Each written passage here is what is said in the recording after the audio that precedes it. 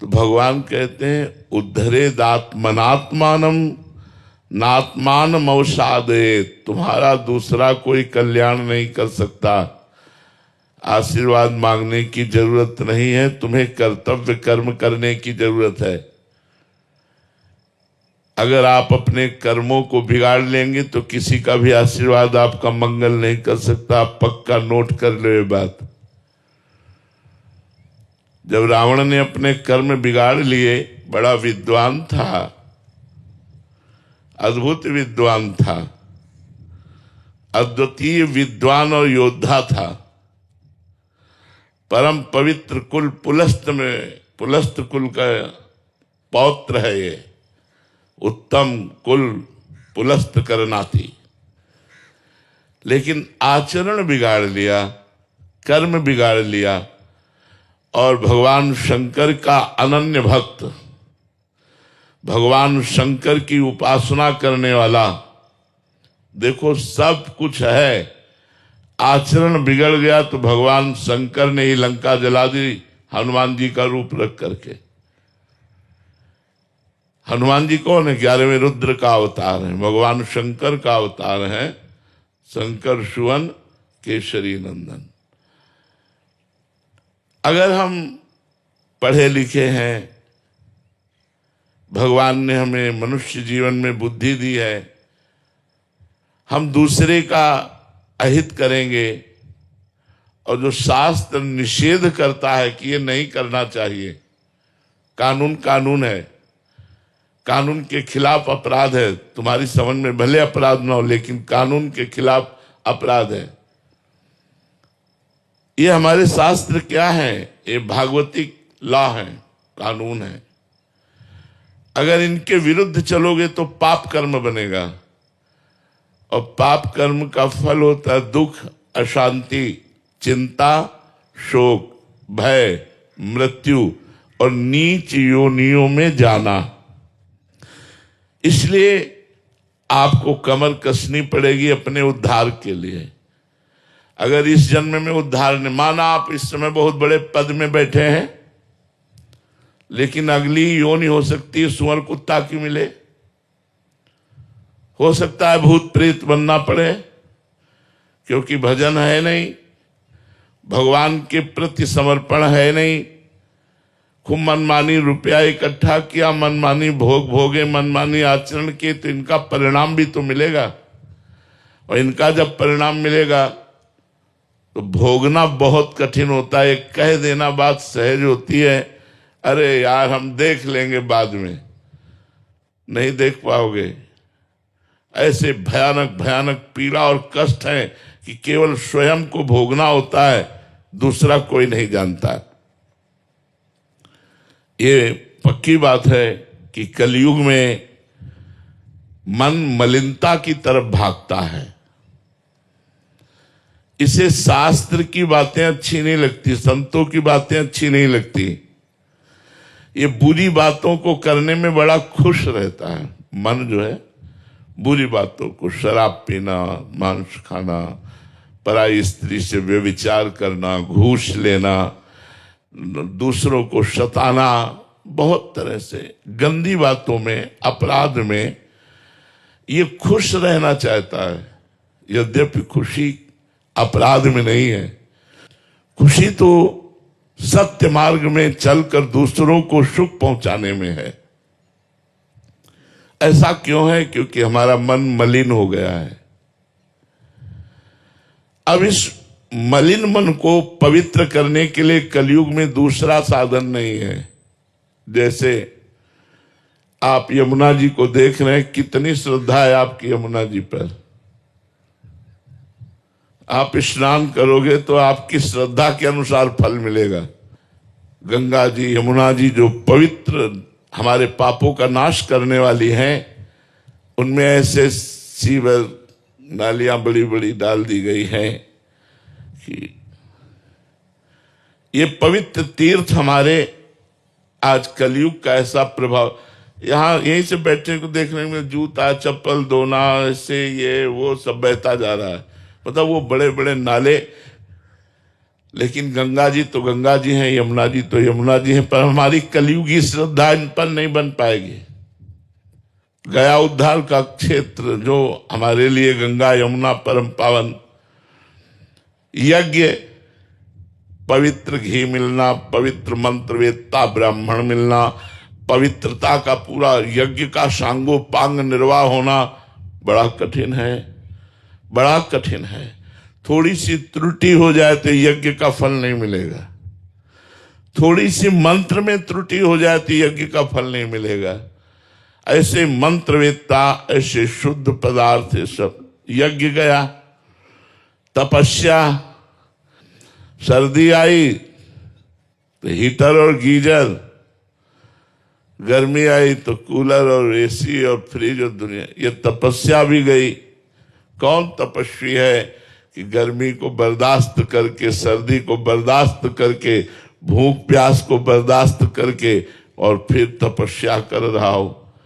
तपस्या भी, योग भी। यहां हमारी दुर्दशा है कि हम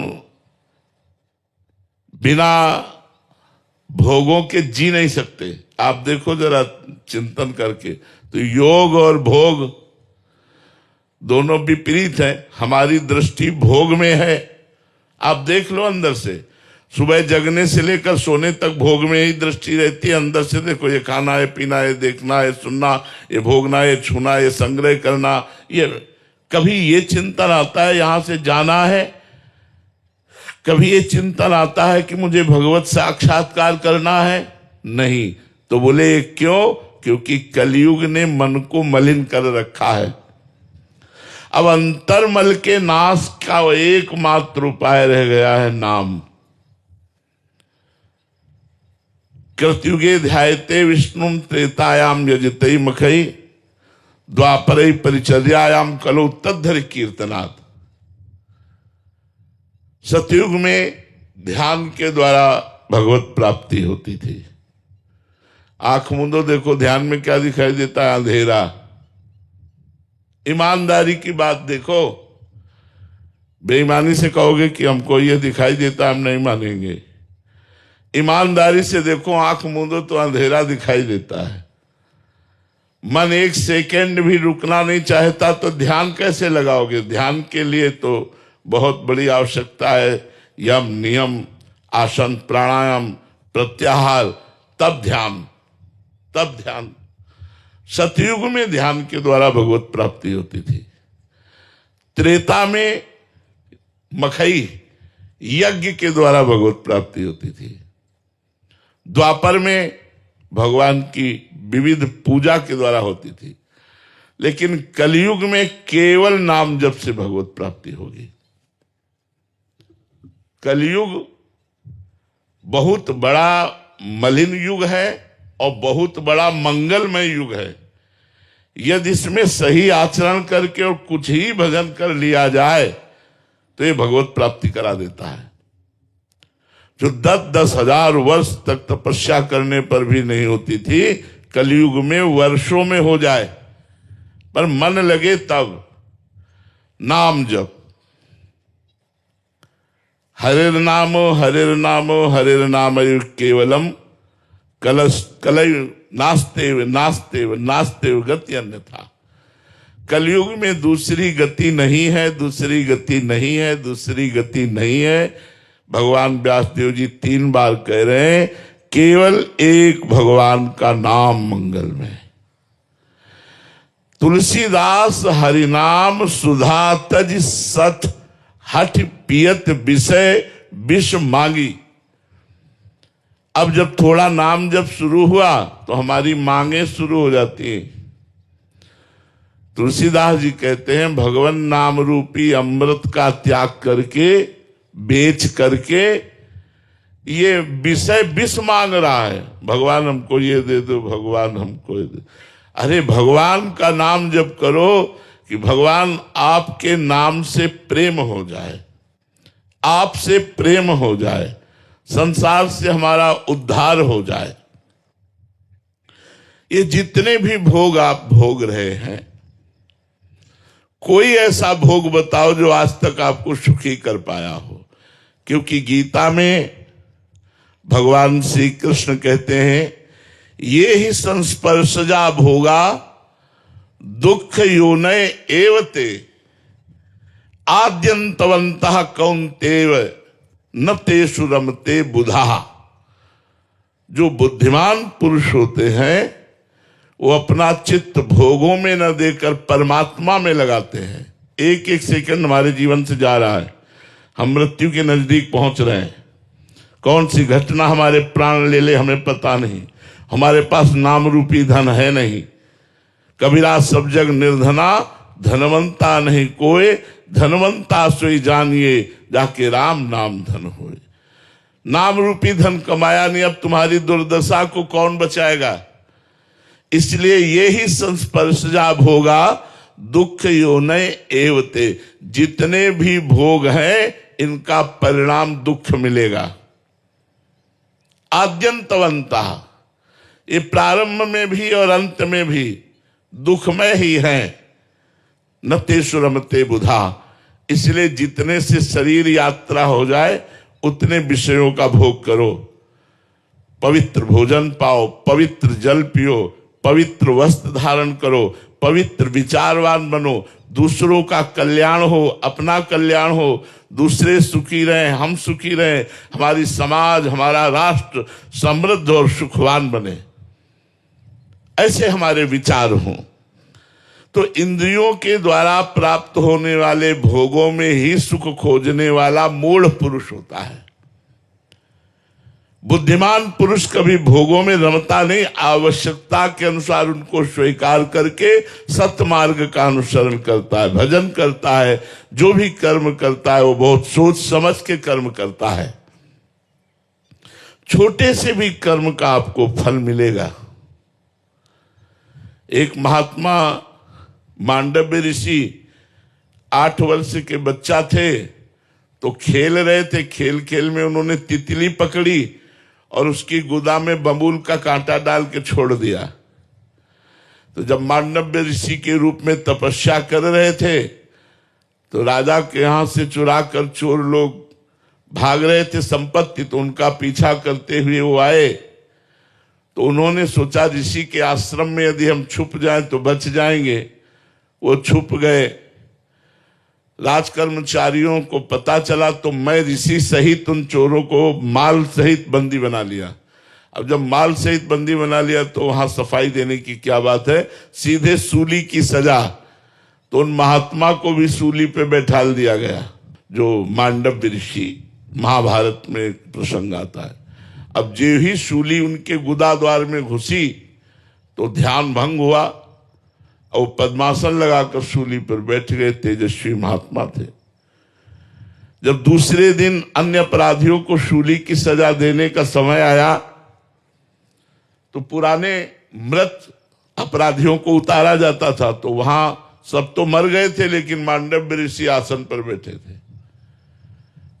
कांप गए। राजा सहित सब आकर चरणों में गिरे। मांडव्य ऋषि ने कहा, सूली हटा दो, हम तुम्हें दंड नहीं देंगे, हम यमराज को दंड देंगे जाके। उन्होंने, मुझे याद है जीवन में कोई पाप नहीं किया, फिर भी दंड क्यों दिया। सूली हटाई गई, हटी नहीं, काटी गई, तो उन्हें अणिमांडव्य ऋषि कहा गया। वो यमराज के पास गए और उन्होंने कहा, ये सूली मेरे क्यों घुसी, क्यों, कौन सा अपराध, मैं तो बचपन से तपस्या कर रहा हूं। तो उन्होंने दिखाया कि 8 वर्ष की अवस्था में आपने तितली की गुदा में बबूल का कांटा छोड़ दिया, उसके फलस्वरूप आज आपको सूली की सजा भोगनी पड़ी। आप समझ रहे हैं, छोटे से भी कर्म का कितना बड़ा दंड मिलता है। यहां भी देख लो, अपराध होता है 5 मिनट 10 मिनट और सजा होती है 20 साल, आजीवन, आजीवन कारावास या मौत की सजा, फांसी। इसलिए बुद्धिमान बनो, भोगों की तरफ आकर्षित होकर नशा कर गंदे आचरण करके अपने जीवन को बर्बाद मत करो। बड़ा कीमती और देवताओं के लिए भी दुर्लभ ये मनुष्य देह है। भगवान ने संसार को दुखालयम कहा, यहां कभी कोई सुखी होकर गया ही नहीं। तो इसी से बचने के लिए तो सत्संग है, इसी से बचने के लिए तो भगवान नाम जप है कि मृत्यु से सब कोई डरा, मेरो मन आनंद, कब मरी हो कब भेटी हो पूरन परमानंद। आप कुछ भी कर लो, डर, चिंता, शोक, निगेटिव विचार, इनसे आप नहीं बच सकते जब तक आप नाम जप नहीं करोगे, पवित्र भोजन नहीं पाओगे, अच्छे आचरण नहीं करोगे। जगत में द्रोह पैदा करके यहां से जो जाएगा उसे यहां अवश्य जन्म लेना पड़ेगा और द्रोह का हिसाब देना पड़ेगा। छल कपट द्रोह करके धन कमा करके आप सुखी नहीं हो सकते। दो मित्र थे, दोनों बंबई धन कमाने के लिए गए। छोटा मोटा ऐसे ही कार्य करते करते थोड़ा धन हुआ, फिर दुकान खोली, फिर और धन। एक समय आया दोनों ने मिलकर एक होटल खोला। बहुत पैसा एकत्रित होने लगा होटल से। एक के मन में दूसरे के प्रति द्रोह पैदा हो गया कि इसको अगर मार डाला जाए तो पूरे होटल के मालिक हम हो जाएंगे। मारने में क्या लगता है, भोजन में पेय पदार्थ में जहर मिला के दे दिया, वो मर गया। अब तो अकेले मालिक। जब गांव लौट करके आए तो गांव वालों ने पूछा वो तुम्हारे साथ गया था? बोले बस वो थोड़ी देर ही साथ रहा, इसके बाद वो कहां चला गया मुझे कोई पता नहीं, सांप बच गए। अब गांव में आकर खूब जमीन खरीदी, बढ़िया मकान बनाया। बंबई से तो चल ही रहा था होटल से। कुछ समय बाद ब्याह हुआ। ब्याह होते ही 1 वर्ष बाद लड़का पैदा हुआ। लड़का पैदा, तो खुशी ही खुशी, आनंद ही आनंद छा रहा है। धीरे धीरे लड़का सयाना हुआ, उसे अमेरिका पढ़ने के लिए भेजा। खूब पैसा खर्चा कर, क्योंकि पैसा है। अब कैंसर हो गया लड़के को। अब ऐसी उल्टा चक्र चला कर्म का। फिर पैसा खर्चा होना शुरू हुआ। धीरे धीरे जमीन बिकी, होटल बिका, सब बिका, कर्जा हो गया। अब पैसा खर्चा करने के लिए नहीं, तब लड़के को बीमारी अवस्था में फिर घर लाए और पैर छाती से लगा के उसके रख के रो रहे थे, बेटा अब क्या करूं? तो उसने कहा, बेटा अब क्या करूं? एकांत में जो जहर दिया था उसी का कर्म फल तुम्हें देने के लिए मैं आया हूं। मैं तुम्हारा बेटा बेटा नहीं हूं। देख तेरा सर्वनाश करके अब मैं जा रहा हूं और तू जीवन भर अब तड़पेगा और दुखी रहेगा और कष्ट को भोगेगा। ये संतों के द्वारा दृष्टांत दिया गया। यदि आप पाप कर्म करेंगे तो आपके घर में ही वो पाप कर्म कोई रूप लेकर ऐसा पैदा होगा जो जीवन भर आपको दुख देगा, क्लेश देगा, अशांति देगा। इसलिए मनमानी मत करो, शास्त्र के अनुसार चलो, भगवान का नाम जप करो, पवित्र भोजन करो। जब तुम्हारे अंदर नाम भगवान का कृपा प्रसाद होगा तो आप देखोगे आप विशेष आनंदित रहोगे। अभी आनंद को जाना ही नहीं, किसे आनंद कहते हैं। त्रिभुवन में जितना आनंद है, त्रिभुवन में यहां से लेके ब्रह्मलोक तक वो माया में है, इसलिए उसे आनंद नहीं कह सकते, उसे सुख कहते हैं। सुख का परिणाम दुख है, हर सुख का परिणाम दुख है। आनंद, परमानंद, अखंडानंद, ब्रह्मानंद, भगवदानंद, ये लेने के लिए हम मनुष्य जीवन में आए हैं और वो केवल भगवान से ही जुड़ने पर मिलेगा। तो जहां निरंतर नाम जप होता है वहीं भगवान से प्रेम प्रकट हो जाता है। देखो अभी भगवान पराये लगते हैं और पराये अपने लगते हैं। जैसे 10 वर्ष का लड़का है तो 10 वर्ष पहले ये कहां था, कौन था, आपको पता नहीं, लेकिन 10 वर्ष से तुम्हारे घर में आ गया तो प्राण प्यारा हो गया। और अनेक अनंत जन्मों से हमारे स्वामी भगवान हैं, वो हमें पराये लगते हैं। नाम जब से भगवान से प्रेम हो जाता है। नाम जप से कर्म बंधन कट जाते हैं, नाम जप से पाप नष्ट हो जाते हैं, नाम जप निर्भय और निशोक कर देता है। इसलिए सबसे प्रार्थना है कुछ मिनट नाम जप जरूर कीजिए। आप चाहे जो हो हमारी बात मान लेंगे तो आप सुखी हो जाएंगे। जो विरक्त हैं उनके लिए तो भगवान ने दिन भर भजन करने का समय दिया है, लेकिन जो गृहस्थ हैं तो 24 घंटे में अगर 24 मिनट निकाल लो भगवान के लिए और एकांत में बैठकर 24 मिनट आंख मूंद कर या आंख खोलकर नाम जप करो और फिर चलते फिरते उठते बैठते तो आप परम सुखी हो जाएंगे।